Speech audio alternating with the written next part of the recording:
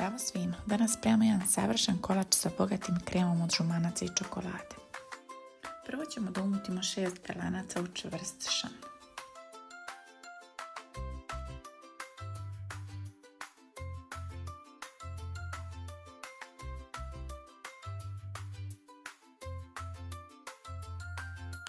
Kada počnu da se formiraju vrhovi, dodajemo 2 šoljice šećera i mutimo dok se ne otopi.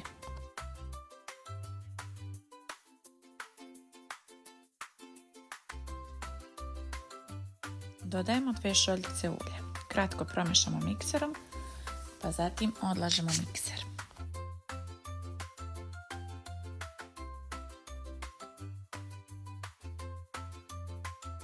Dodajemo 7 kašika brašna.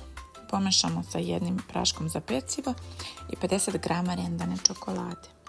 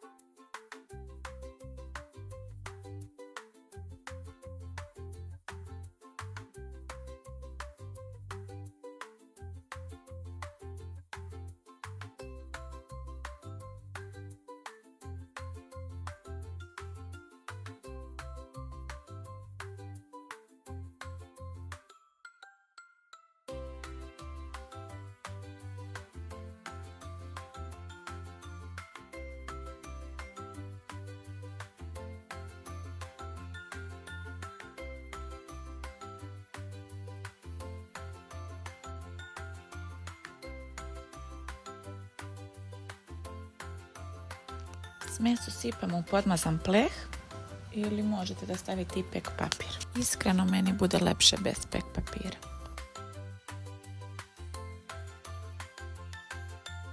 Pečemo u zagrejanoj redni na 180 stepeni nekih 20 minuta.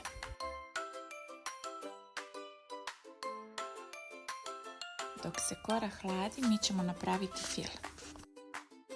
6 žumanaca umutimo sa 2 kašike šećera i kuvamo na pari nekih 10 minuta.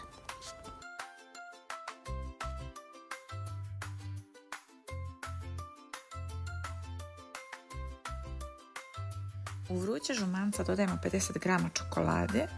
Kada se istopi čokolada, dodajemo pola margarina i mešamo dok ne dobijemo glatku smesu.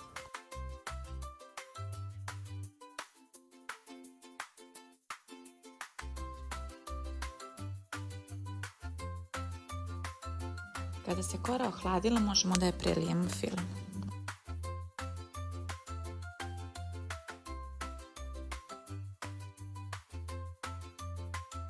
Ostavljamo da se kolač malo prohladi i onda možemo da izrendamo Euroblok.